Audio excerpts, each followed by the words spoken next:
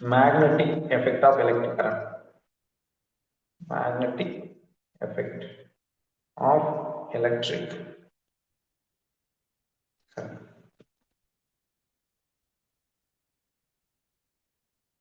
ஓகேவா? ஸோ இதுல பாத்தீங்கன்னா ரெண்டு டாபிக் இருக்கு. டாபிக் ஒன் வந்து பாத்தீங்கன்னா magnetic field due to current. Current produce பண்ற மேக்னட்டிசம் எப்படி இருக்கும் அப்படின்றது topic one. And topic two பாத்தீங்கன்னா இஎம்ஐ, எலக்ட்ரோ மேக்னெட்டிக் இண்டக்ஷன் சொல்லுவாங்க. ஓகேயா? டாபிக் டூக்குள்ள டிரான்ஸ்ஃபார்மர்னு ஒரு குட்டி டாபிக் இருக்கு. அது இஎம்ஐயோட அப்ளிகேஷன் மாதிரி, பட் அது ரொம்ப வெயிட்டேஜ் அதிகம். அதனால அதை நம்ம மைண்ட் வச்சுக்கோங்க. டிரான்ஸ்ஃபார்மர் அப்படின்ற ஒரு டாபிக் மட்டும் எக்ஸ்ட்ரா நம்ம படிக்கணும். ஓகேவா? ஸோ ஐடியாவா magnetic effect of electric current வந்து ரொம்ப ரொம்ப ரொம்ப ரொம்ப முக்கியமான டாபிக். சாப்டரா நம்ம ரொம்ப இம்பார்ட்டன்ஸ் கொடுத்து படிக்க வேண்டிய ஒரு டாபிக் தான் அது, magnetic effect of electric current. ஓகேவா? வந்துடாதீங்க. ஸோ ஃபர்ஸ்ட் அதை மைண்ட் வச்சுக்கோங்க. மார்க்கு நமக்கு கூட வருமா கம்மியா வருமா அப்படின்றத விட ஐடியாவா கேட்கறதுக்கு நிறைய இருக்கு.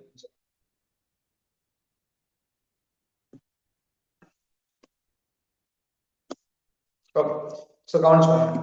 ஸோ இதுல டாபிக் ஒன்னு நம்ம பார்த்துடலாம். முதல்ல டாபிக் ஒன் ரொம்ப ஈஸி தான். டாபிக் டூ தான் நம்ம நிறைய யோசிச்சு பண்ற மாதிரி இருக்கும். டாபிக் ஒன்ல பெருசா கன்ஃபியூஷன் இருக்காது. அண்ட் நிறைய டைரக்ஷன் இது பண்றது வந்து இன்வால்வ் ஆயிருக்கும். இந்த டாபிக்ல டைரக்ஷன் எப்படி கண்டுபிடிக்கிறது அந்த மாதிரி இருக்கிறதுலாம் நிறைய இன்வால்வ் ஆயிருக்கும். அதனால அதையும் சேர்த்து நான் சொல்றேன் எப்படிலாம் புரிஞ்சுக்கிறதுன்றது. ஓகேவா? ஸோ ஃபர்ஸ்ட் டாபிக் ஒன் பாருங்க. டாபிக் ஒன் வந்து magnetic field due to current. Magnetic field due to current. ஓகேவா? ஸோ கரண்ட்னால வர்ற ஃபீல்டு வந்து இப்படி இருக்கும் அப்படின்றதான் ஃபர்ஸ்ட் டிஸ்கஷன். ஓகே, ஸோ இது பார்க்கறதுக்கு முன்னாடி ஃபர்ஸ்ட் வந்து மேக்னெட் ப்ரொடியூஸ் பண்ற ஃபீல்ட் எப்படி இருக்குன்றத முதல்ல டிஸ்கஸ் பண்ணிப்போம். சரியா? ஒரு மேக்னெட்ல வந்து நார்த் போல் சவுத் போல்னு ரெண்டு போல். மேக்னெட்டை எத்தனை பீஸாக நம்ம கட் பண்ணாலும் நார்த் போல் சவுத் போல் வந்துடும். மேக்னெட்டிக் மோனோ போல்னு கிடையாது, தெரிஞ்சுக்கோங்க. there is no magnetic molecule. மோனோபோல்னா நார்த் போல் மட்டும் தனியாவோ இல்ல சவுத் போல் மட்டும் தனியாவோ இருக்கிறதுக்கு வாய்ப்பே கிடையாது. எப்பவுமே நார்த் போல் சவுத் போல் சேர்ந்துதான் இருக்கும். நீ மேக்னெட் இப்ப ரெண்டு பீஸா கட் பண்ணினா இந்த பீஸ் தனியா நார்த் சவுத் வந்துடும், இந்த பீஸ் தனியா நார்த் சவுத் வந்துடும். எப்பவுமே நார்த் அண்ட் சவுத் கம்பைன் ஆகி தான் இருக்கும், மாற்றக்கூடாது. இது ஃபர்ஸ்ட் இன்ஃபர்மேஷன். அண்ட் ஃபீல்டு பாத்தீங்கன்னா மேக்னெட்டுக்கு வெளியில நார்த் டு சவுத் மேக்னெட்டிக் ஃபீல்டுன்னு சொல்லுவாங்க. பி அப்படின்னு நோட்டேட் பண்ணுவாங்க. பினா magnetic field. Okay, so the magnetic field start from north and end with south outside the magnet. Magnetic வெளியில. Inside the magnet sorry, inside the magnet நீங்க பாத்தீங்கன்னா south to north. So magnetic உள்ள inside பாத்தீங்கன்னா inside வந்து south to north, outside பாத்தீங்கன்னா north to south. Note பண்ணி வச்சுக்கோங்க. Okay, இது மைண்ட்ல வச்சுக்கோங்க எப்பவுமே. மேக்னெட் ப்ரொடியூஸ் பண்ற மேக்னெட்டிக். ஓகேயா? இந்த மாதிரி தான் அந்த பேட்டர்ன் இருக்கும். சரி, இட் லுக் லைக் பட்டர்ஃப்ளை மாதிரி இருக்கும். இந்த மாதிரி தான் மேக்னெட் அப்படின்னா, இங்க நார்த் போல் சவுத் போல் இருக்கு அப்படின்னா இந்த மாதிரி பேட்டர்ன் ஃபார்ம்ஸ் லைக் திஸ். அந்த போல்ஸ்க்கு பக்கத்துல வந்து ரொம்ப ஸ்ட்ராங்கா இருக்கும் ஃபீல்டு. போல்ஸ் விட்டு விலகி போக போக அந்த ஃபீல்டு வந்து கொஞ்சம் வீக் ஆகிட்டே போகும். உங்களுக்கு தெரியல, மேக்னெட்டுக்கு பக்கத்துல ஃபீல்டு ஸ்ட்ராங், மேக்னெட்டை விட்டு விலகி போக போக ஃபீல்டு வந்து வீக் ஆகிட்டே இருக்கும். இது மேக்னெட் ப்ரொடியூஸ் பண்ற மேக்னெட். ஓகே, அது கன்ஃபியூஷன் கிடையாது. ஆனா நம்ம பாக்குற டாபிக் வந்து என்னன்னா கரண்ட் ப்ரொடியூஸ் பண்ற மேக்னெட்டிசம் இருக்கும் அப்படின்றது. சரியா? சோ முதல்ல ஒரு வயர்ல கரண்ட் பாஸ் பண்ணும்போது மேக்னெட்டிக் ஃபீல்ட் அதை சுத்தி வருதுன்றதை கண்டுபிடிச்சது ஆயர்ஸ்டெட் அப்படின்ற சயின்டிஸ்ட். ஹான்ஸ் ஆயர்ஸ்டெட் சொல்லுவாங்க. இவர் வந்து டிஸ்கவர் எதை டிஸ்கவர் பண்றாரு? Current carrying conductor produces magnetism அப்படின்றத டிஸ்கவர் பண்றாரு. ஓகே, சோ நீங்க மைண்ட் வச்சுக்கோங்க. கரண்ட் கேரிங் கண்டக்டர்ஸ்க்கு எப்பவுமே ஃபீல்ட் வந்து ஜெனரேட் ஆயிட்டே. ஓகேவா? சோ நம்மளுக்கு ஒரு மூணு முக்கியமான சிஸ்டம்ஸ் இருக்கு. ஸ்ட்ரெயிட் வயர், சர்க்குலர் லூப், அப்புறம் சொலினாய்டு. அதை பார்க்கறதுக்கு முன்னாடி மேக்னெட்டிக் ஃபீல்ட் எதை டிபெண்ட் பண்ணிருக்கும்னு எழுதிடுறேன். Magnetic field is directly proportional. ஒரு இடத்துல நீங்க கரண்ட கூட்டினீங்கன்னா மேக்னெட்டிக் ஸ்ட்ரென்த்தும் கூட ஆரம்பிச்சிடும். And magnetic field is always inversely proportional to distance. Distance கூட கூட டிஸ்டன்ஸ்னா என்னது? நான் அந்த வயர்ல இருந்து இந்த டிஸ்டன்ஸ்ல பார்த்தேன்னா ஒரு மேக்னெட்டிக் ஃபீல்ட், டிஸ்டன்ஸ் நான் கூட்டிட்டேன்னா எனக்கு மேக்னெட்டிக் ஃபீல்ட் என்ன ஆகும்? அப்படி மாறிடும். ஸோ மேக்னெட்டிக் ஃபீல்டுக்கும் டிஸ்டன்ஸ் கடையில ஒரு காரலேஷன் இருக்கு. They are inversely proportional. And magnetic ஃபீல்டுக்கும் கரண்ட்டுக்கும் பாத்தீங்கன்னா தே ஆர் டைரக்ட்லி. இது மறந்துடக்கூடாது. ஸோ டாபிக் 1 பொறுத்த அளவுக்கு கரண்ட் வந்து மேக்னெட்டிக் ஃபீல்ட எப்படி ப்ரொடியூஸ் பண்ணுறதுன்றது டிஸ்கஸ் பண்றோம். அதுல இந்த 2 இன்ஃபர்மேஷன் ரொம்ப முக்கியம். ஓகேயா? சில ரீசன் பேப்பர்ஸ்ல கூட அடிக்கடி வருது. நீங்க வந்து மேக்னெட்டிக் ஃபீல்ட் வந்து கரண்ட்னால வருது, ஒரு கரண்ட் கேரிங் கண்டக்டர் வச்சிருவாங்க, கரண்ட் போயிட்டு இருக்கு, இத சுத்தி ஒரு கார்ட்போர்ட் பிளேஸ் பண்ணிடுவாங்க. ஓகே, அந்த கார்ட்போர்ட்ல அயன் ஃபைலிங் உங்களுக்கு தெரியும், அயன் டஸ்ட், அதை வந்து அப்படியே தூவி விட்டுருவாங்க. ஓகேவா? இப்ப கரண்ட் பாஸ் ஆகிறதுக்கு முன்னாடி வச்சுக்கோங்க, கரண்ட் இந்த இடத்துல போறதுக்கு முன்னாடி பாத்தீங்கன்னா ரேண்டமா தீரும். ஆனா ஒன்ஸ் நீங்க அந்த இடத்துல வந்து கரண்ட பாஸ் பண்ணீங்கன்னா, அந்த இடத்துல கரண்ட பாஸ் பண்ணிட்டீங்கன்னா இட் ஃபார்ம்ஸ் அ பேட்டர்ன். அந்த அயன் ஃபைலிங் எல்லாமே பேட்டர்ன் வந்து ஃபார்ம் ஆகும், சர்க்கிள் சர்க்கிளா மாறிடும். பிகாஸ் அந்த மேக்னெட்டிக் ஃபீல்ட், ஒரு கரண்ட் கேரிங் கண்டக்டர் ப்ரொடியூஸ் பண்ற மேக்னெட்டிக் ஃபீல்டோட பேட்டர்ன் இப்படிதான் இருக்கும், சர்க்கிள் சர்க்கிளா இருக்கும், ஸ்ட்ரெயிட் வயரா இருக்கும். இவன் என்ன கேக்குறான் கொஸ்டின்ல, what happen to the pattern? Pattern என்ன ஆகும் if I increase the current? Current நான் கூட்டினேன்னா அந்த பேட்டர்ன் என்ன ஆகும் கேட்கும். ஓகே, கரண்ட் நீங்க கூட்டும் போது நோட் பண்ணி வச்சுக்கோங்க, magnetic field is proportional to கரண்டா. கரண்ட் நீங்க இன்க்ரீஸ் பண்ணும்போது மேக்னெட்டிக் ஃபீல்ட் இன்க்ரீஸ் ஆகும். ஓகேயா? ஃபீல்ட் இன்க்ரீஸ் ஆகும்போது என்ன ஆகும்னா இந்த பேட்டர்ன் இருக்குல்ல, பேட்டர்ன் மாறாது, ஆனா இந்த பேட்டர்ன்ல இருக்கிற அயன் ஃபைலிங்கோட கவுண்ட் வந்து இன்க்ரீஸ் ஆகும். பக்கத்துல இருக்கிற ரீஜன்ல இருந்து கொஞ்சம் அயன் ஃபைலிங் அது எடுத்து, சரியா? முன்னாடி தின்னா இருக்கும் அந்த பேட்டர்ன், அந்த லைன் வந்து தின்னா இருக்கும். கொஞ்சம் கொஞ்சமா நீ கரண்ட கூட்ட கூட்ட those lines becomes thicker because more iron filings வந்து அட்ராக்ட் பண்ண ஆரம்பிச்சு. ஓகேயா? Just keep that in mind. இது வந்து சாம்பிள் பேப்பர்ல கேட்கலாம், அதனால சொல்றேன், தெரிஞ்சு வச்சுக்கோங்க. ஸோ மேக்னெட்டிக் ஃபீல்டும் கரண்டும் ஆல்வேஸ் டைரக்ட்லி ப்ரொபோர்ஷனல். நீங்க வந்து கரண்ட கூட்ட கூட்ட மேக்னெட்டிக் ஃபீல்ட் இன்க்ரீஸ் ஆகிட்டே இருக்கும், டிஸ்டன்ஸை கூட்ட கூட்ட மேக்னெட்டிக் ஃபீல்ட் குறைஞ்சிட்டே இருக்கும். மறந்துடாதீங்க, ரைட்? இது முதல் இன்ஃபர்மேஷன், கரண்டுக்கும் மேக்னெட்டிக் ஃபீல்ட் ரிலேஷன். இப்போ நான் அந்த 3 சிஸ்டம் பத்தி இதான் நம்மளுக்கு வருது. யாரு கண்டுபிடிச்சாங்க, பேட்டர்ன் எப்படி ஃபார்ம் ஆகும், அப்புறம் வந்து மேக்னெட்டிக் ஃபீல்ட் கரண்ட்டுக்கு என்ன சம்பந்தம், மேக்னெட்டிக் ஃபீல்ட் டிஸ்டன்ஸ்க்கு என்ன சம்பந்தம், ரைட்டா? வாங்குறாதீங்க. சோ இப்ப பாருங்க, நம்மளுக்கு 3 சிஸ்டம் நம்ம டிஸ்கஸ் பண்ண போறோம். ஒன்னு ஸ்ட்ரெயிட் வயர் ப்ரொடியூஸ் பண்ற மேக்னெட்டிக் ஃபீல்ட் எப்படி, ஸ்ட்ரெயிட் வயர். ரெண்டாவது சர்க்குலர் லூப் ப்ரொடியூஸ் பண்ற மேக்னெட்டிக் ஃபீல்ட் எப்படி, சர்க்குலர் லூப். மூணாவது சோலினாய்டு. ஓகே, இந்த 3 சிஸ்டம் ப்ரொடியூஸ் பண்ற மேக்னெட்டிக் ஃபீல்ட் வந்து எப்படி இருக்கும், என்ன மாதிரி பேட்டர்ன் வந்து ஃபார்ம் ஆகும், எந்த டைரக்ஷன்ல போனா எப்படி வந்து வரும் அப்படின்னு நம்ம பார்ப்போம். சரியா? ஃபர்ஸ்ட் விஷயம் கவனிச்சுக்கோங்க, பேட்டர்ன் ஒண்ணுதான், கரண்ட் மேல போதோ கீழே போதோ ஸ்ட்ரெயிட் வயருக்கு ஒரே பேட்டர்ன் தான்.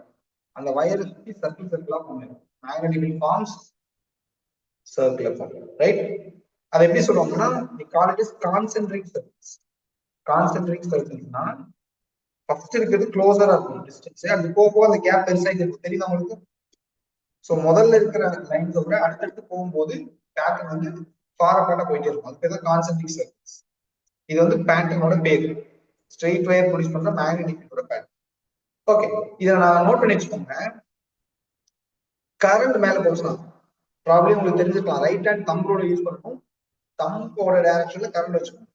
வச்சிட்டீங்கன்னா your fingers shows the direction of magnetic field. அப்படிலாம் நம்ம குழப்பம் கன்ஃபியூஸ் ஆயிரும் நீங்க நினைச்சீங்கன்னா, கரண்ட் மேல போச்சுன்னா நோட் பண்ணிக்கோங்க, கரண்ட் அப்போட இருந்ததுன்னா, ஓகே, அப்போட இருந்ததுன்னா anti clock wise direction, anti clock wise direction. Current டவுன்லோட இருந்ததுன்னா கிளாக் வைஸ் டைரக்ஷன். இதை மைண்ட் வச்சுக்கோங்க, அப்போட டவுன்லோட. ஃபார் எக்ஸாம்பிள் கரண்ட் இப்படி போயிட்டு மேல போயிட்டு இருக்குன்னா you just draw pattern first, அதுக்கப்புறம் என்ன பண்ணுங்க, anti clock wise direction like this. அதே கரண்ட் டவுனோட இருக்குன்னா பேட்டர்னை ஃபர்ஸ்ட் டிரா பண்ணிடுங்க, concentric circles, then you draw the direction, சரி, clockwise, right? பேட்டர்னை நீட்டா வரைஞ்சிருங்க. பேட்டர்னை வரைஞ்சிட்டு ஆரோ அப்புறம் கிளாக் வைஸ்.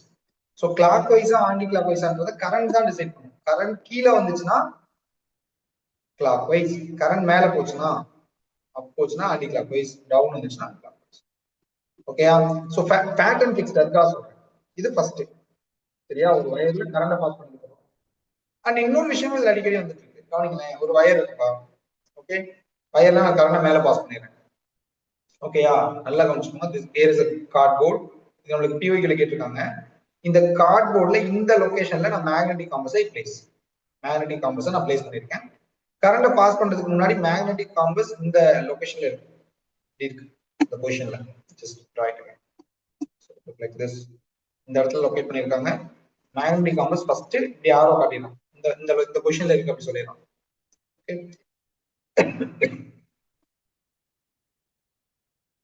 ஓகே, சோ இப்ப ஒன்ஸ் கரண்ட் நான் பாஸ் பண்ணதுக்கு அப்புறம், கரண்ட உள்ள பாஸ் பண்ணதுக்கு அப்புறம் இந்த பேட்டர்ன் என்ன ஆகும், இந்த லொகேஷன் காட்டிட்டு இருக்குல்ல, இது என்ன ஆகும் அப்படின்னு கேட்கும்.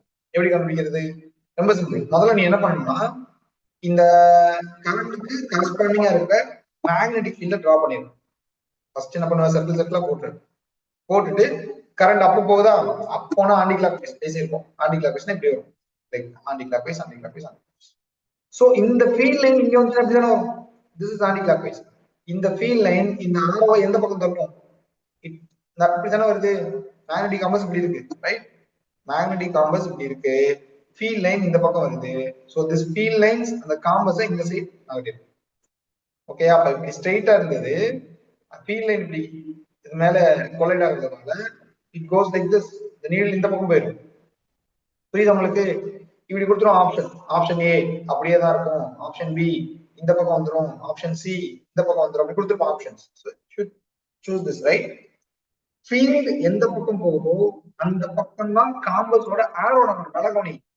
கீழே இருக்கிறத யோசிக்க கூடாது. கீழே இருக்கிறதுனா இந்த பக்கம் வர மாதிரி தோணிடும் உனக்கு. ஆரோ எங்க கொடுத்துருக்காங்களோ ஆரோ சைடு இந்த பக்கம் தான் நீ பார்க்கணும். ஸோ ஆரோ இப்படி கொடுத்துருக்காங்கன்னா ஆரோவை மேல இருக்கிற ஆரோ சொல்றேன், இந்த ஆரோ வந்து எந்த பக்கம் நகருது அப்படின்னா பார்க்கணும். கீழ் இருக்க போர்ஷன்லாம் நம்ம டிஸ்கஸ் பண்ணக்கூடாது, ரைட்?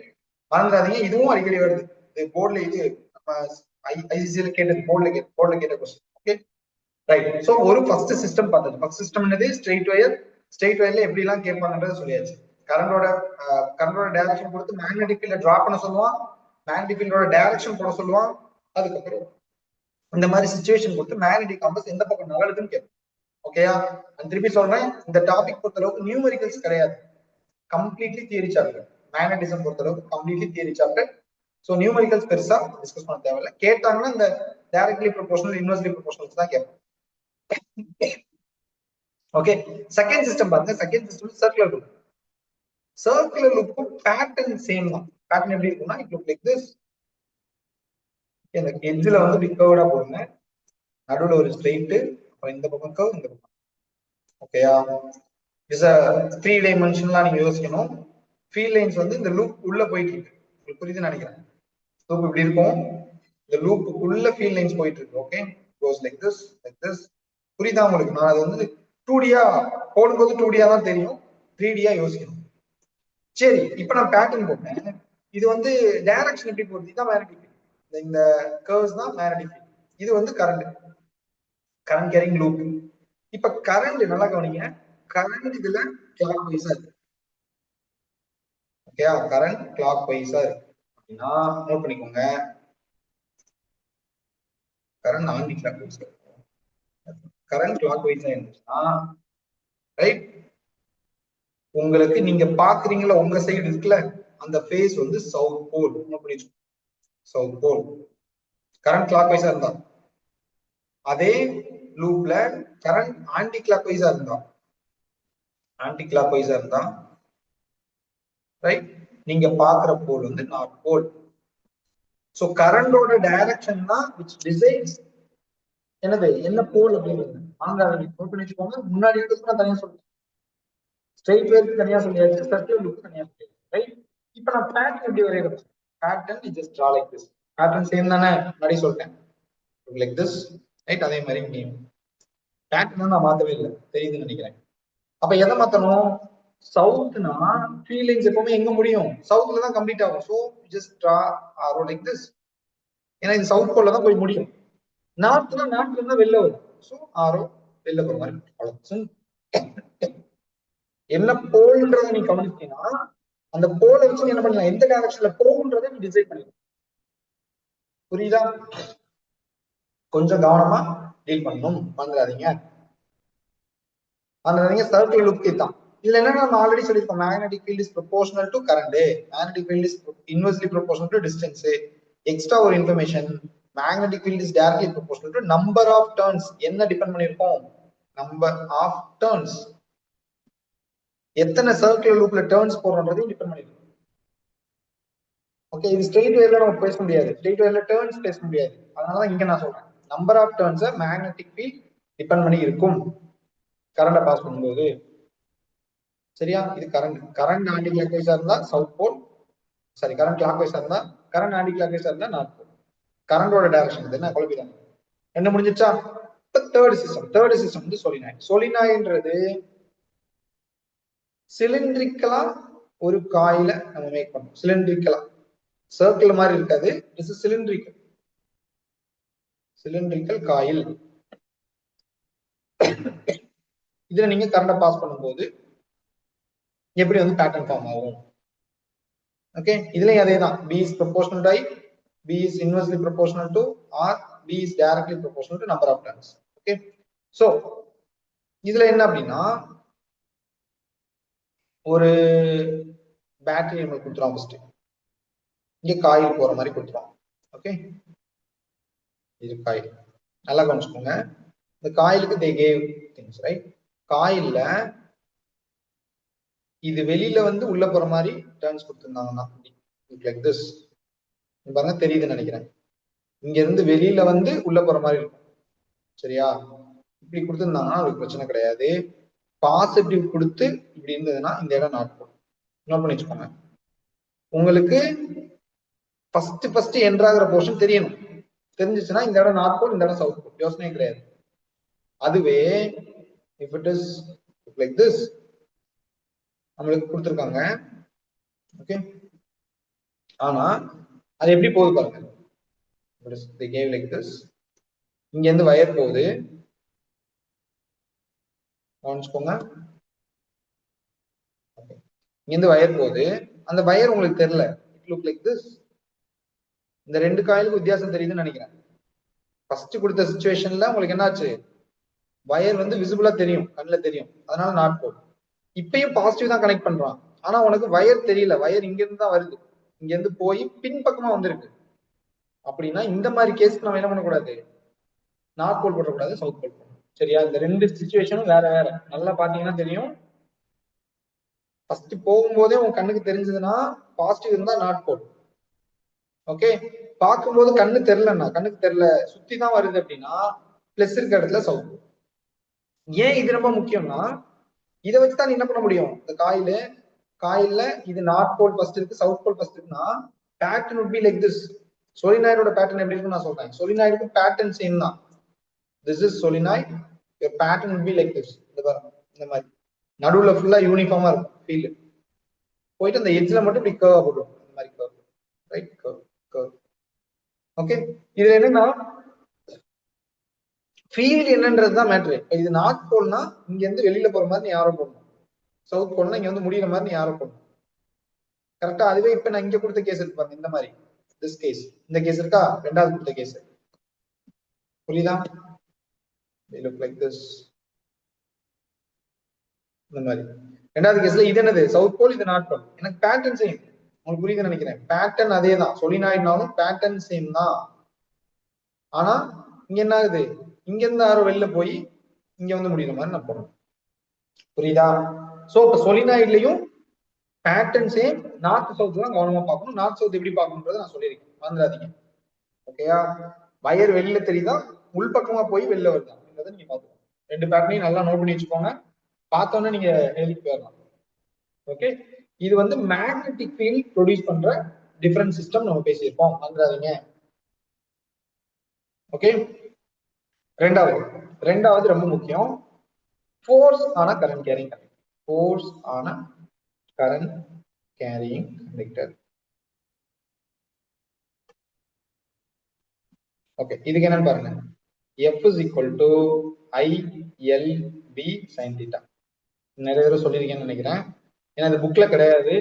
ஸோ ஒரு மேக்னெட்டிக் ஃபீல்டு இருக்கு அப்படின்னா, ஓகே, மேக்னெட்டிக் ஃபீல்டுக்குள்ள ஒரு கரண்ட் கேரிங் வயரை நீ வச்சிடற. Place current carrying wire like this, current போயிட்டு இருக்கு, இங்க மேக்னெட்டிக் ஃபீல்டு வந்துட்டு இருக்கு. இப்ப இந்த வயர் வந்து ஒரு ஃபோர்ஸ் எக்ஸ்பீரியன்ஸ் பண்ணும். அந்த ஃபோர்ஸோட டைரக்ஷன் கண்டுபிடிக்கிறதுக்கு தான் use Fleming left hand rule. Fleming's left hand rule. இது கேள்வியாவே வந்திருக்கு. டைரக்ஷன் ஆஃப் ஃபோர்ஸ் கண்டுபிடிக்கிறதுக்கு இந்த ரூல் தான். டைரக்ஷன் ஆஃப் ஃபோர்ஸ் ஆன current carrying conductor in field. Okay, ஒரு கரண்ட் கேரிங் கண்டக்டர் ஃபீல்டுக்குள்ள வைக்கும் போது எவ்வளவு ஃபோர்ஸ் எக்ஸ்பீரியன்ஸ் பண்ணுன்றத ஃப்ளெமிங் லெஃப்ட் ஹேண்ட் ரூல் தான் அந்த. அது நான் நிறைய தடவை சொல்லியிருப்பேன். ஃபாதர் மதர் சைல்டு மைண்ட்ல வச்சுக்கோங்க. லெஃப்ட் ஹேண்டோட 3 ஃபிங்கர்ஸ் எது? Thumb, forefinger and middle finger, right? Forefinger and middle finger மூணையும் என்ன பண்ணுவீங்க? மியூச்சுவலி பெர்பெண்டிகுலர் டைரக்ஷன்ல வச்சிருவீங்க. வச்சுட்டு right, so if thumb forefinger middle finger மூணையும் வச்சதுக்கு அப்புறம் ஈஸியா மைண்ட்ல வச்சுக்கிறக்கா ஃபாதர் மதர் சைல்டு சொல்லியிருந்தேன். FMC, ஃபாதர் மதர் சைல்டு அப்படின்னு சொல்லிட்டு 3. தம் வந்து ஃபாதர்னு வச்சுக்கணும். ஃபாதர்னா first letter F, which represent force. M represent magnetic field. C represent what? Current. சைல்டுனா கரண்ட் அப்படின்னு வச்சுக்கணும். சரியா? அப்ப நான் என்ன பண்ணுவேன்? கரண்டோட டைரக்ஷன்னா எதை வச்சுக்குவேன்? மிடில் ஃபிங்கரை வச்சுக்குவேன். ஓகே, மேக்னெட்டிக் ஃபீல்டோட டைரக்ஷன்ல ஃபோர் ஃபிங்கரை வச்சுட்டேன்னா தம்ப் வந்து எனக்கு எதை கொடுத்துரும்? டைரக்ஷன் ஆஃப் ஃபோர்ஸ்ன்றதை கொடுத்துரும். இது நம்ம சொல்லியிருக்கோம். ஓகேயா? மறந்துடாதீங்க, இந்த ஐடியா கேட்கறாங்க அடிக்கடி. அதுல என்னென்ன பிரச்சனைனா, இந்த வயர்ல வந்து 3மே இருக்கணும். IELB இருக்கணும். அண்ட் தீட்டா ரொம்ப ரொம்ப முக்கியம். ஃபார் எக்ஸாம்பிள், இதான் எனக்கு மேக்னெட்டிக் ஃபீல்ட். ஓகேயா? நான் வயரும் இந்த பக்கமே வச்சுட்டேன்னு வச்சுக்கோங்களேன். நல்லா கவனிங்க, வயரு மேக்னெட்டிக் ஃபீல்டு, அதாவது கரண்ட் மேக்னெட்டிக் ஃபீல்டு ரெண்டும் ஒரே பக்கம் தான். Theta 0 degree. தீட்டா 0 டிகிரி இருந்தா ஃபோர்ஸ் 0 ஆயிரும். மறந்துடாதீங்க, வயரை வந்து கண்டிப்பா பெர்பெண்டிகுலரா வைக்கலாம், பேரலா வைக்கவே கூடாது. பெர்பெண்டிகுலரா வச்சா ஃபோர்ஸ் வரும், பேரலா வச்சா ஃபோர்ஸ் வராது, ஃபோர்ஸ் 0 ஆயிரும். ஓகே, சோ நோட் பண்ணி வச்சுக்கோங்க. அப்ப இந்த ஃபார்முலா தெரிஞ்சாதான் அதை ரிலேட் பண்ண முடியும். அதுக்காக சொல்றேன், இந்த ஃபார்முலா வந்து ரொம்ப ரொம்ப முக்கியம். ஓகே, மேக்னெட்டிக் ஃபீல்டுக்குள்ள கரண்ட் கேரிங் கண்டக்டர் வைக்கும் போது just follow Fleming left hand rule. அதை வச்சு நீங்க கண்டுபிடிச்சிடலாம். சரியா? மேக்னெட்டிக் ஃபீல்டோட டைரக்ஷன் அவன் கொடுக்க மாட்டான் எப்பவுமே. இப்படி கொடுத்துருவான், மேக்னெட் இந்த பக்கம் நார்த் போல் இருக்கு, இந்த பக்கம் சவுத் போல் இருக்கு அப்படின்னு கொடுத்துருவான். நம்ம தான் புரிஞ்சுக்கணும், இங்க மேக்னெட்டிக் ஃபீல்ட் இருக்கு, இப்படி இருக்கு, அது நடுவில் வயர் வச்சிருக்காங்க, வயர்ல கரண்ட் மேல போகுது, அதை வச்சு just relate Fleming left hand rule வச்சு ஃபோர்ஸ் கண்டுபிடிச்சிடலாம். ஓகேவா? மறந்துடாதீங்க, அந்த லெஃப்ட் ஹேண்ட் ரூலை எப்படி டீல் பண்றதுன்றதை பார்த்து வச்சுக்கோங்க. சரியா? புக்லயும் கொடுத்துருப்பான், நம்ம லாஸ்ட் டைம் நடத்தும் போதும் அந்த சொல்லியிருந்தோம் எல்லா கிளாஸ்லயுமே. ஓகேவா? சரி, இந்த ஃபார்முலா புதுசு, திருப்பி சொல்றேன், இந்த ஃபார்முலா புதுசு. ஃபோர்ஸ் வயரை வந்து மேக்னெட்டிக் ஃபீல்டுக்கு அலாங்க வச்சா ஃபோர்ஸ் வராது. இப்படிக்கு அங்க போய் ILBன்னு வேல்யூ எல்லாம் போட்டுட்டு இருக்காது. ஃபீல்டுக்கு அலாங்க வச்சா ஃபோர்ஸ் 0, யோசனை கிடையாது. ஓகேயா? இந்த ஐடியாவை தான் எதுல யூஸ் பண்றாங்க? இந்த ஃப்ளெமிங் லெஃப்ட் ஹேண்ட் ரூல் தான் எலக்ட்ரிக் மோட்டாரோட பிரின்சிபல். நான் முன்னாடி சொல்லியிருக்கேன், எலக்ட்ரிக் மோட்டார் பொறுத்த அளவுக்கு நீங்க என்ன படிச்சுக்கணும்? ஒர்க்கிங் தேவை கிடையாது, construction must. Right? Construction, diagram, இது ரெண்டு மட்டும் நல்லா பார்த்துக்கணும்.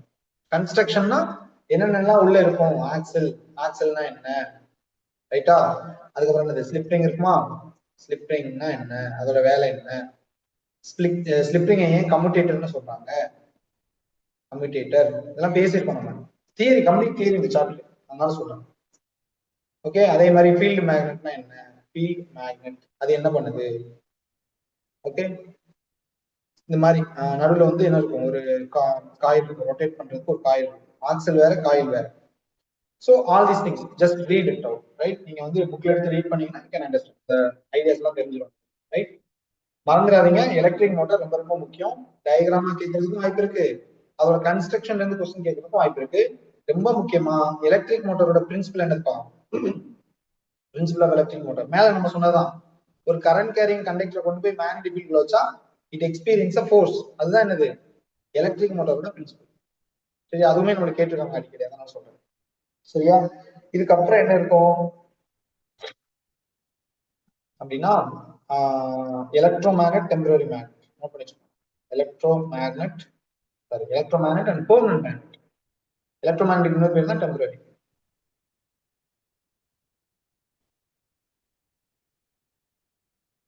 எலக்ட்ரோமேக்னட்டுக்கும் பெர்மனன்ட் மேக்னட்டுக்கும் என்ன டிஃபரன்ஸ்?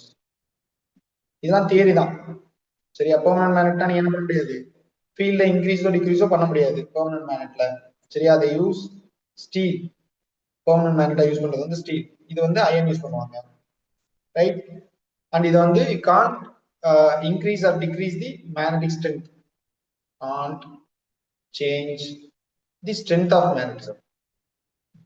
ஸ்ட்ரென்த் இதை நீ என்ன பண்ணலாம், இன்க்ரீஸ் பண்ணலாம், டிக்ரீஸ் பண்ணலாம். Can change the strength of magnet. Correct தானே? ரைட். அது மாதிரி என்ன, டைரக்ஷன் நீ மாத்திக்கலாம், போலாரிட்டியை மாத்திக்கலாம். polarity cannot change in permanent magnet. அதனாலதான் அது பேர் பெர்மனன்ட். இதுல can change polarity. polarity north சவுத்தாவோ சவுத் நார்த்தாவோ மாத்திக்கலாம். ஒன்றும் இல்லை, சிம்பிள். எலக்ட்ரோ மேக்னட்ன்றது சொலினாய்ட் மாதிரி மைண்ட்ல வச்சுக்கோங்க. பெர்மனன்ட் மேக்னட்ன்றது நம்ம யூஸ் பண்ற மேக்னட் மாதிரி. சேஞ்ச் எல்லாம் பண்ண முடியாது polarity எல்லாம், ரைட்? 2-3 பாயிண்ட் படிச்சு வச்சுக்கோங்க, அவ்வளவுதான். Temporary magnet. இதான் டாபிக் 1ல இருக்கு. ஸோ திருப்பி சொல்றேன், டாபிக் 1ல என்னென்ன இருக்கு அப்படின்னா, ஃபர்ஸ்ட் பேசிக்ஸ், எப்படி ஆரிஜினேட் பண்றாங்க அந்த கான்செப்ட்ஸ் எல்லாம் இருக்கும். ரெண்டாவது 3 சிஸ்டம்ஸ். 3 சிஸ்டம்ஸ்க்கு எதை போட சொல்லியிருக்காங்க, மேக்னெட்டிக் ஃபீல்ட வரைய சொல்லியிருக்காங்க. 3 சிஸ்டம்க்கு டிரா பண்றது, அப்புறம் அதை எதை டிபெண்ட் பண்ணி இருக்கும்ன்றதெல்லாம் கேட்டிருக்கோம். 3 சிஸ்டம் என்னென்ன பேசியிருக்கோம், straight wire, circular loop and solenoid. 3 system ரொம்ப முக்கியம். 3யுமே பார்த்து வச்சுக்கோங்க, எப்படிலாம் கேட்பாங்கன்னு நான் சொல்லிட்டேன், ரைட்டா? மூணாவது என்ன பார்த்தோம், மூணாவது வந்து Fleming left hand rule. Force எந்த பக்கம் வரும், எவ்வளவு வரும், ஃப்ளெமிங் ரூலை வச்சு ஃபோர்ஸ் வந்து எப்படி கண்டுபிடிக்கிறது, ஃபோர்ஸோட டைரக்ஷன், அதோட வேல்யூக்கு ஃபார்முலா சொல்லியிருக்கேன், ரைட்? இது ஃப்ளெமிங் ரூல். அப்புறம் 4வது என்ன பார்த்துருக்கோம், இந்த ஃப்ளெமிங் ரூலோட அப்ளிகேஷன் தான் எனக்கு ஃப்ளெமிங் லெஃப்ட் ஹேண்ட் ரூல்ல இருந்துதான் எது வருது, மோட்டார் வருது, எலக்ட்ரிக் மோட்டார் இதுக்குள்ளதான் வருது, ரைட்? அடுத்து கடைசி ஐடியா வந்து temporary and permanent magnet. Temporary and permanent, ரைட்டா? இதான் டாபிக் 1ல இருக்கிற இன்ஃபர்மேஷன்ஸ். ஒரு லைக் ஃபார்முலா இருக்கு, ஆனா ஃபார்முலாவை நம்ம இம்ப்ளிமெண்ட் பண்ற மாதிரிலாம் பெருசா கொஸ்டின் வந்ததே கிடையாது. ஓகேவா? சரி, அப்படியே டாபிக் 2 போயிடலாமா? ரெண்டாவது டாபிக் ரொம்ப முக்கியம். ஃபர்ஸ்ட் டாபிக்கோட செகண்ட் டாபிக்ல தான் நிறைய கொஸ்டின்ஸ் வருது. டாபிக் 2 என்ன சொல்லியிருக்கோம், டாபிக் 2 இஸ் EMI. இதை வந்து எலக்ட்ரோ மேக்னெட்டிக் இண்டக்ஷன் சொல்லுவாங்க. Electro magnetic induction. முன்னாடி சொன்னதுக்கு அப்படியே உல்டா. அங்க கரண்ட் மேக்னடிசம் இருந்துச்சு, இங்க மேக்னடிசம் வச்சு கரண்ட் ப்ரொடியூஸ் பண்ண போறேன். இதோட ஐடியா எல்லாம் சொன்னது மைக்கேல் ஃபாரடே என்ற சயின்டிஸ்ட். சரியா, ஃபாரடேஸ் ஐடியா தான் இந்த EMI பேசிக்கா. அதை டிஸ்கவர் பண்ணதே வருதான் ஃபாரடே தான், மைக்கேல் ஃபாரடே தான் டிஸ்கவர். இங்க எப்படி ஒயர் ஸ்டேட்டோ அது மாதிரி இங்க Michael Faraday. And it create laws, சில லாஸ் சொல்லியிருக்காங்க.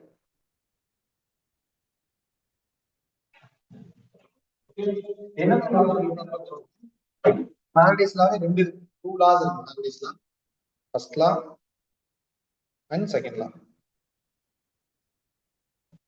ஃபர்ஸ்ட் லா என்னன்னா, இந்த ஐடியாவே பாருங்களேன், நார்த் போல் சவுத் போல் இருக்கிற மேக்னெட். ஓகே, இந்த மேக்னெட்டுக்கு நடுவுல நீ ஒரு கண்டக்டர் வச்சுக்கிற. ஒரு கண்டக்டர் வச்சுட்டு ஒரு கால்வனோமீட்டர் கனெக்ட் பண்ணிடுற. ஓகே, கண்டக்டர் வச்சுட்டு கால்வனோமீட்டர் கனெக்ட் பண்ணிட்டு, இப்ப இந்த வயரை வந்து நீ ஆசிலேட் பண்ற, மேல கீழே மேல கீழே ஆசிலேட் பண்ணினா கால்வனோமீட்டர் டிஃப்ளெக்ஷன் பண்ணும். நல்லா கவனிங்க, மேக்னெட்டிக் ஃபீல்டுக்குள்ள வயரை பிளேஸ் பண்ணிட்டு அந்த வயரை, கண்டக்டிங் வயரை மேல கீழே ஆசிலேட் பண்ணினா கால்வனோமீட்டர்ல கரண்ட் வர ஆரம்பிச்சிடும். சோ இந்த மேல கீழே ஆசிலேட் பண்ணும்போது கரண்ட் வருது இல்ல, இதுக்கு பேர் தான் EMI. அதான் ஃபர்ஸ்ட் லாவும் சொல்றோம். whenever there is a change in magnetic flux, there is a change in magnetic flux, there is an induced EMF produced. There is an induced EMF produced. இது topic 1. சரியா? மேல கீழே ஆக்குனீங்கன்னா கரண்ட் வந்துடும். செகண்ட்ல என்ன சொல்றோம்னா வேகமா ஆக்குனீங்கன்னா நிறைய கரண்ட் வரும். அதான் ரெண்டாவது லா பாருங்க. செகண்ட்ல என்னன்னா rate of change of magnetic flux அப்படின்னா எவ்வளவு ஃபாஸ்டா நீ மேக்னெட்டிக் ஃப்ளக்ஸை சேஞ்ச் பண்ற அப்படின்றது is directly proportional to induced EMF. சரியா? ஒரு இஎம்எஃப்னா ஒண்ணு இல்ல, கரண்ட ப்ரொடியூஸ் பண்றதுக்கு தேவையான பேர் தான் இஎம்எஃப். ஒரு இஎம்எஃப் வந்து எவ்வளவு வருதுன்றத rate of change of magnetic flux தான் டிசைட் பண்ணும். நிறைய மேக்னெட்டிக் ஃப்ளக்ஸ் சேஞ்ச் ஆச்சுன்னா நிறைய இஎம்எஃப் வரும். அவ்வளவுதான். ரெண்டு லாவும் ஸ்டேட்மெண்டா மைண்ட்ல வச்சுக்கோங்க. இதுலயே இன்னொரு ஐடியா இருக்கு, that is Lenz law. Lenz law தான் ரொம்ப முக்கியம் இந்த டாபிக்ல. சரியா? ஃபர்ஸ்ட் லா செகண்ட் லா ரொம்ப சிம்பிள் இல்ல, அது காம்ப்ளிகேஷனே இல்ல. மேக்னெட்டிக் ஃப்ளக்ஸ் சேஞ்ச் ஆனா, ஃப்ளக்ஸ்னா குழப்பிடாத, நிறைய மேக்னெட்டிக் ஃபீல்ட் லைன்ஸ் சேர்ந்தா அது பேர் ஃப்ளக்ஸ். சரி, இதுதான் ஃப்ளக்ஸ்னு சொல்லுவாங்க. ஓகே, நிறைய ஃபீல்ட் லைன் சேர்ந்ததுனா ஒரு ஃப்ளக்ஸ். அப்ப மேக்னெட்டிக் ஃப்ளக்ஸ் சேஞ்ச் ஆனா இஎம்எஃப் வருது, நிறைய சேஞ்ச் ஆனா நிறைய இஎம்எஃப் வருது, கம்மியா சேஞ்ச் ஆனா கம்மியா இஎம்எஃப் வருது. அது செகண்ட் லா. சேஞ்ச் ஆனா இஎம்எஃப் வருதுன்றது ஃபர்ஸ்ட் லா. இப்ப லென்ஸ்ல என்ன சொல்லுது? லென்ஸ்ல ரொம்ப சிம்பிள், கவனிங்களேன். இங்க இந்த இஎம்எஃப் அல்லது இந்த கரண்ட் இங்க வருதுல, நல்லா கவனிங்களேன். ஒரு மேக்னெட்டை நீ கொண்டு வர, நாட் போல உள்ள கொண்டு வர, ஒரு காயில நோக்கி. இது வந்து ஒரு கண்டக்டர். ஒரு கண்டக்டரை நோக்கி நீ ஒரு நாட் போல கொண்டு வரும்போது இதுல ஏன் கரண்ட் வருது அப்படின்னு லென்ஸ் யோசிக்கிறாரு. கரண்ட் வருதுன்றத பாரடி சொல்லிட்டாரு, ஏன் வருதுன்றத லென்ஸ் யோசிக்கிறாரு. ஓகேயா? சோ அதுதான் லென்ஸ்லான்னு சொல்லுவாங்க. ரொம்ப சிம்பிளா சொல்லிடுறாரு, இந்த ஃப்ளக்ஸ் சேஞ்ச் ஆகிறத அப்போஸ் பண்றதா இந்த கரண்டோட வேலை. இன்டியூஸ்டு கரண்ட் ஒரு இன்டியூஸ்டு கரண்ட் ப்ரொடியூஸ் ஆகுதுல, always oppose the magnetic flux change. Magnetic flux சேஞ்ச்னால தானே அது ப்ரொடியூஸ் ஆகுது, அதையே அதை அப்போஸ் பண்ணும். அப்ப நாட் போல நீ உள்ள கொண்டு போகும்போது ஒரு இன்டியூஸ்டு கரண்ட் வரும். அந்த induced current magnetic flux change ஆகிறத அப்போஸ் பண்ணும். எப்படி? இப்ப நாட்டை கொண்டு வந்தா இந்த இடமே ஒரு நாட்டை மாறிடும். நாட்டை மாறி நாட்டு என்ன பண்ணும்? ரிப்பல் ஆகும். இப்போ ஃப்ளக்ஸ் சேஞ்ச் குறைச்சிடலாம். அது நாட்டா மாறுறதுனாலதான் கரண்ட் இப்படி வருது, ஆன்டி கிளாக் வைஸ் டைரக்ஷன். இன்னொன்னு சொல்றேன், நீ பாருங்களேன். சவுத் போல நீங்க உள்ள கொண்டு வந்தீங்க, சவுத் போல உள்ள கொண்டு வந்தீங்கன்னா இதுவும் சவுத் போல மாறிடும். சவுத் போல மாறினா கரண்ட் எப்படி வரும்? Clock wise. அப்ப நல்லா கவனிக்கணும். ஃப்ளக்ஸ் சேஞ்ச் ஆனா கூடுறத அப்போஸ் பண்ண ட்ரை பண்ணுது. சரி, அப்ப குறைச்சா என்ன பாரு. இதே லூப்பு நாட் போல தூரமா கொண்டு போறேன், நாட் போல தூரமா கொண்டு போறேன். என்ன நடக்கும்னு நினைக்கிறேன்? நாட் போல் தூரமா போனா இது சவுத்தா மாறி நாட்டை போகணும்னு தடுக்கும். அப்படின்னா ஃப்ளக்ஸ் சேஞ்ச் அப்போஸ் பண்ண முடியும். மறந்துடாத, சேஞ்ச்னா கூடணும்னு சேஞ்ச் தான், குறைஞ்சாலும் சேஞ்ச் தான். இப்ப நாட்டு உள்ள வரும்போது கூடுது, அதை குறைக்கிறதுக்காக இது நாட்டா மாறுது. அதே தூரமா போகும்போது குறையுது, குறைய விடாம இருக்குன்றதுக்காக இது சவுத்தா மாறுது. ரெண்டுக்கும் வித்தியாசம் இருக்கு. ஓகே, சோ கரண்ட் வந்து எனக்கு கிளாக் வைஸ் வந்துடும். இந்த கேஸ்ல நாட்டு தூரமா போனா கிளாக் வைஸ். உங்களுக்கு புரிஞ்ச மாதிரி நீங்க மக்கப் கூட பண்ணிக்கோங்க. நாட்டு பக்கத்துல வந்தா ஆன்டி கிளாக், நாட்டு தூரமா போனா கிளாக். ஏதோ ஒண்ணு ஐடியாவை புரிஞ்சாலும் சரி, இல்ல மக்கப் பண்ணாலும் சரி. ஏன்னா எட்ஜுக்கு வந்துட்டோம். இப்போதைக்கு உங்களுக்கு என்ன பாசிபிலிட்டி இருக்கோ அதான் நீங்க யோசிக்கணும். சவுத் தூரமா போனா இது நாட்டா மாறி, சவுத்த தூரமா போக விடாது, which is anti clock wise. புரியுதா? இந்த 4 கேஸ் மைண்ட்ல வச்சுக்கோங்க. 4 தான் வரும். மேக்னெட்டிக் ஃப்ளக்ஸ் சேஞ்ச் ஆனா கரண்ட் வருது. இதை வச்சு நம்ம எப்படி வேணா ரிலேட் பண்ணுவோம். ஓகேயா? சோ இது வந்து லென்ஸ் லா அப்படின்னு சொல்றாங்க. லென்ஸ் லா தான் ஏன் மாறுதுன்றதுக்கான காரணம் சொல்லுது. ரொம்ப முக்கியமா, Lenz law totally based on conservation of energy. மறந்துடாதீங்க, எந்த பிசிக்கல் பிரின்சிபலை பேஸ் பண்ணி லென்ஸ் லா சொன்னாங்கன்னு கேட்டாங்கன்னா கன்சர்வேஷன் ஆஃப் எனர்ஜி எழுதி வச்சுக்கோங்க. ஓகேயா? சோ இந்த லென்ஸ் லா இதெல்லாம் தான் ஏசி ஜெனரேட்டரோட கோர். ஏசி ஜெனரேட்டர் என்னது? ஆல்டர்னேட்டிங் ஜெனரேட்டர்னு சொல்லுவாங்க, which used to generate alternating current. இதோட வேலை ஆல்டர்னேட்டிங் கரண்ட் ஜெனரேட். சரியா? இதுக்கும் நான் முன்னாடி சொல்லியிருக்கேன், ஏசி ஜெனரேட்டருக்கு என்னதான் தேவை? கன்ஸ்ட்ரக்ஷன், ஒர்க்கிங் தேவை கிடையாது. Construction and diagram. கன்ஸ்ட்ரக்ஷனும் டயக்ராம் படிச்சு வச்சுக்கோங்க. டயக்ராம்ல அதோட பார்ட்ஸ் எல்லாம் பார்த்து வச்சுக்கோங்க. சரியா? இங்க ஸ்பிளிட்டரிங்னு ஒரு கான்செப்ட். ஸ்லிப் சொன்னா இங்க ஸ்பிளிட்னு சொல்லுவாங்க. ஓகே, ஜஸ்ட் அதை தெரிஞ்சு வச்சுக்கோங்க, எழுதி வச்சுக்கோங்க. எழுதி ஒரு பாட்டும் என்ன, அந்த பாட்டுக்கு என்ன பர்பஸ் இருக்கு அப்படின்றத நோட் பண்ணி வச்சுக்கோங்க. மறந்துடாதீங்க, ஜென்ரேட்லயும் சரி இதுலயும் சரி. ஓகேயா, சரி. இதுல வந்து ஒரு குட்டி இன்ஃபர்மேஷன் இருக்கு. ஏசி ஜென்ரேட் பொறுத்தளவுக்கு E is equal to E naught sin omega t அப்படி சொல்லி வரும். இது வந்து ஒரு ஆல்டர்னேட்டிங் கரண்டோட ரெப்ரசன்டேஷன். ஏன்னா ரெண்டு இருக்கு. ஏசி கரண்ட் வந்து எப்படி நோட்டேட் பண்ணுவாங்கன்னா இப்படி கூட, இதான் ஏசி கரண்டோட ரெப்ரசன்டேஷன், ஏசியோட ரெப்ரசன்டேஷன். டிசி கரண்டோட ரெப்ரசன்டேஷன் வந்து பேட்டரி. ஏன்னா பேட்டரிஸ் எல்லாமே DC, direct current. Alternating current எல்லாமே இந்த மாதிரி சைன் வேவ் மாதிரி போடுவாங்க. இது ஆல்டர்னேட்டிங் கரண்டோட ரெப்ரசன்டேஷன், இது டைரக்ட் கரண்டோட ரெப்ரசன்டேஷன். ஓகேயா, டிசி கரண்ட்டுக்கு டைரக்டா என்ன சொல்லிடுவோம், 5 வோல்ட் அப்படி சொல்லிடுவோம், 5 வோல்ட் அப்படி சொல்லிடுவோம். பட் ஆல்டர்னேட்டிங் கரண்ட் வந்து E is equal to 5 sin 100/t. இந்த மாதிரி தான் நோட்டேட் பண்ணுவாங்க எழுதும்போது. ஜஸ்ட் தெரிஞ்சு வச்சுக்கோங்க, அதுக்காக சொல்றேன். இது இப்படிலாம் கொடுத்தா வேற எதுவும் நடக்காது. இதுதான் ஏசியோட representation.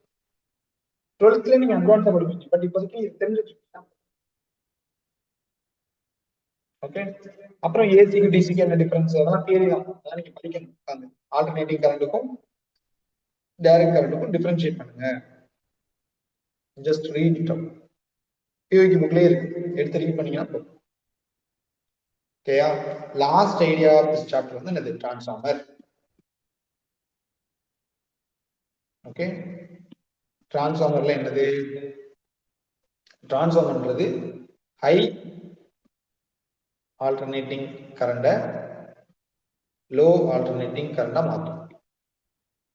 R low alternating current high alternating கரண்டா மாற்றும். சரியா, லோ ஏசியை ஹை ஏசியாவோ இல்ல ஹை ஏசியை லோ ஏசியாவோ மாத்துறதுதான் டிரான்ஸ்ஃபார்மரோட வேலை. என்ன பிரின்சிபல் மூலமா பண்ணுது, அதோட பிரின்சிபல் வந்து இஎம்ஐ. இந்த சாப்டரோட பேர் தான் எலக்ட்ரோ மேக்னெட்டிக் இண்டக்ஷன் சொல்லுவாங்க. ஆர் இன்னும் ஸ்பெசிஃபிக்கா சொல்லணும்னா மியூச்சுவல் இண்டக்ஷன். இது நம்மளுக்கு சிலபஸ்ல இல்ல அப்படின்றதுனால ஜென்ரலா கேட்கும் போது நீங்க இஎம்ஐயே எழுதுங்க, எலக்ட்ரோ மேக்னெட்டிக் இண்டக்ஷனே எழுதுங்க போதும். மியூச்சுவல் இண்டக்ஷன் வந்து வேலை ஆப்ஷன் இருந்ததுன்னா சொல்றேன். ஓகேயா, டிரான்ஸ்ஃபார்மரோட செட்டப் எப்படி இருக்கும்னா இந்த மாதிரி. இது கன்ஸ்ட்ரக்ஷன், 2 காயில் இருக்கும். ஒன்னு பேரு பிரைமரி காயில், அதுல சம் நம்பர் ஆஃப் டர்ன்ஸ் இருக்கும். இன்னொன்னு பேரு செகண்டரி காயில், அதுலயும் சம் நம்பர் ஆஃப் டர்ன்ஸ் இருக்கும். Primary coil, secondary coil. Okay, so primary coil இருக்கிற நம்பர் ஆஃப் டர்ன்ஸ் வந்து NP, செகண்டரி காயிலுக்கு NS, நம்பர் ஆஃப் டர்ன்ஸ். அதே மாதிரி இங்க போற கரண்ட் வந்து IP, இங்க வெளில வர கரண்ட் வந்து IS. இங்க இருக்கிற வோல்டேஜ் வந்து VP, இங்க இருக்கிற வோல்டேஜ் வந்து VS. சோ ஒருவேளை டிரான்ஸ்ஃபார்மர் ஐடியலா இருந்ததுன்னா, பெர்ஃபெக்ட்டான டிரான்ஸ்ஃபார்மரா இருந்ததுன்னா, there is a formula VS by VP is equal to NS by NP is equal to IP by IS அப்படின்னு நோட் பண்ணி வச்சுக்கோங்க. இந்த ரிலேஷன்ஸ் தான் கேள்வி கேட்பான். VS VP NP கொடுத்துட்டு NS கண்டுபிடி, VS VP NS கொடுத்துட்டு சாரி NP கொடுத்துட்டு NS கண்டுபிடி, இல்ல VS VP கொடுத்துட்டு கரண்ட கண்டுபிடி, இந்த மாதிரி கேட்கலாம். தெரிஞ்சு வச்சுக்கோங்க. இதோட அட்வான்ஸ் லெவல் கொஸ்டின்ஸ் எல்லாம் நம்ம நடக்கும்போது பார்த்திருக்கோம். டிரான்ஸ்ஃபார்மர் நடக்கும்போது ரொம்ப அட்வான்ஸ் லெவல் கொஸ்டின்ஸ் தான் பார்த்திருக்கோம். ஓகேயா, பட் இப்போதைக்கு நான் ரொம்ப அந்த ஹிண்ட் மாதிரி தான் சொல்லிட்டு ரிவைஸ் தானே பண்ணுறேன். ரைட், இதுல ஈக்குவல் டு கேன்னு சொல்லுவாங்க. கேனா டிரான்ஸ்ஃபர்மேஷன் ரேஷியோன்னு சொல்லுவாங்க. டிரான்ஸ்ஃபர்மேஷன் ரேஷியோட வேல்யூ கிரேட்டர் தென் 1 இருந்தா அது ஸ்டெப் அப் டிரான்ஸ்ஃபார்மர். எழுதி வச்சுக்கோங்க, ஸ்டெப் அப் டிரான்ஸ்ஃபார்மர். அல்லது டர்ன்ஸ் ரேஷியோன்னு சொல்லுவாங்க. இந்த வார்த்தை அடிக்கடி யூஸ் பண்ணுவாங்க, டர்ன்ஸ் ரேஷியோ. டர்ன்ஸ் ரேஷியோனால அதான் ஸ்டெப் அப் டிரான்ஸ்ஃபார்மர்னா K வந்து கிரேட்டர் தென் 1 இருக்கும். ரொம்ப சிம்பிளா சொல்றேன், number of turns in secondary coil பெருசா இருந்தா ஸ்டெப் அப். புரியுதா? For example step up transformer எப்படி வரைவாங்கன்னு பாருங்களேன். போட்டுட்டு இங்க நம்பர் ஆஃப் டர்ன்ஸ் கம்மியாகவும் இங்க நம்பர் ஆஃப் டர்ன்ஸ் அதிகமாகவும் போட்டுக்கணும். சரி, close like this. This is step up. ஏன்னா இங்க இருக்கிற நம்பர் ஆஃப் டர்ன்ஸ் விட இங்க நம்பர் ஆஃப் டர்ன்ஸ் அதிகமா இருக்கு. அதே K லெஸ் தென் 1 இருந்தா என்னது, it is step down. Step down transformer. அங்க பாத்தீங்கன்னா நம்பர் ஆஃப் டர்ன்ஸ் வேற மாதிரி இருக்கும்.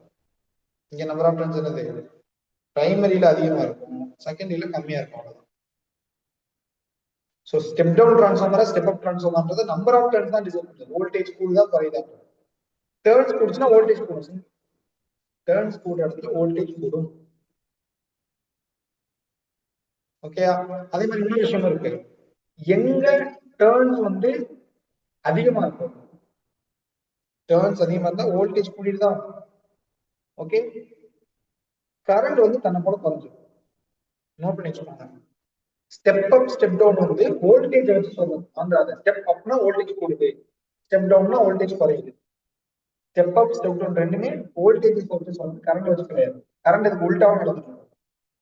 ஓகேயா, திருப்பி சொல்றேன். நம்பர் ஆஃப் டர்ன்ஸ் அதிகமா இருக்க இடத்துல வோல்டேஜ் அதிகமா இருக்கும். ஓகேவா, கரண்ட் கம்மியா இருக்கும். நோட் பண்ணி வச்சுக்கோங்க. இப்ப நான் சொல்றத, நம்பர் ஆஃப் டர்ன்ஸ் ஒரு இடத்துல கம்மியா இருந்தா, எங்க நம்பர் ஆஃப் டர்ன்ஸ் கம்மியா இருக்கோ அங்க திக் வயர் போடு. ஏன்னா நம்பர் ஆஃப் டர்ன்ஸ் கம்மியா இருந்தா, நோட் பண்ணிக்கணும், நம்பர் ஆஃப் டர்ன்ஸ் கம்மியா இருந்தா வோல்டேஜ் கம்மி, வோல்டேஜ் கம்மினா கரண்ட் அதிகம், கரண்ட் அதிகமா இருந்தா கண்டிப்பா திக் வயர் போடணும், இல்லைன்னா ஹீட் லாஸ் நிறைய வந்துடும். நோட் பண்ணி வச்சுக்கோங்க. நம்பர் ஆஃப் டர்ன்ஸ் கம்மியா இருக்க இடத்துல, ஃபார் எக்ஸாம்பிள் பாருங்க, ஸ்டெப் டிரான்ஸ்ஃபார்மர்ல எங்க திக் வயர் போடுவேன்னு கேட்டா, ஸ்டெப் அப்னா என்னது, நம்பர் ஆஃப் டர்ன்ஸ் செகண்டரியில அதிகமா இருக்கும். செகண்டரியில தான் நம்பர் ஆஃப் டர்ன்ஸ் அதிகம். இப்போ நீங்க நம்பர் ஆஃப் டர்ன்ஸ் அதிகமா, பிரைமரியில நம்பர் ஆஃப் டர்ன்ஸ் கம்மியா, this is step up, right? Step up transformer. அப்போ உடனே என்ன பண்ணுவேன், நம்பர் ஆஃப் டர்ன்ஸ் கம்மியா இருக்க இடத்துல திக் வயர் போடணும்னு எழுதிருக்கேன். கேள்வி கேட்டிருக்கான், ரைட்? சோ நோட் பண்ணி வச்சுக்கோங்க. இவ்வளவுதான். கொஸ்டின்ஸுமே டைரக்ட் கொஸ்டின்ஸ் தான் கேட்கலாம். டிரான்ஸ்ஃபார்மர் ரொம்ப காம்ப்ளிகேட்டட் கேட்கல. ஆக்சுவலா காம்ப்ளிகேட்டடா கேட்க முடியும், பட் அவன் கேட்கறது இல்லை, டைரக்ட் கொஸ்டின். ஓகேவா? ஸோ உங்களுக்கு இவ்வளவு நாள் வச்ச டெஸ்ட், ஸ்கூல்ல வச்சது, நம்ம வச்சது எல்லாத்தையும் தெரிஞ்சிருக்கும். ஓகே, எதுல வெயிட்டேஜ் அதிகமா கேட்கறான், எது கம்மியா கேட்கறான் தெரிஞ்சிருக்கும். இதுல இருந்து மேக்ஸிமம் 8 மார்க்ஸ் வரும், அதுக்கு மேல வரலாம் வாய்ப்பு. இந்த சாப்டர்ல இருந்து 8 மார்க்ஸ் மேல வர்றதுக்கு சான்ஸ் கிடையாது. 5 to 8 மார்க்ஸ்.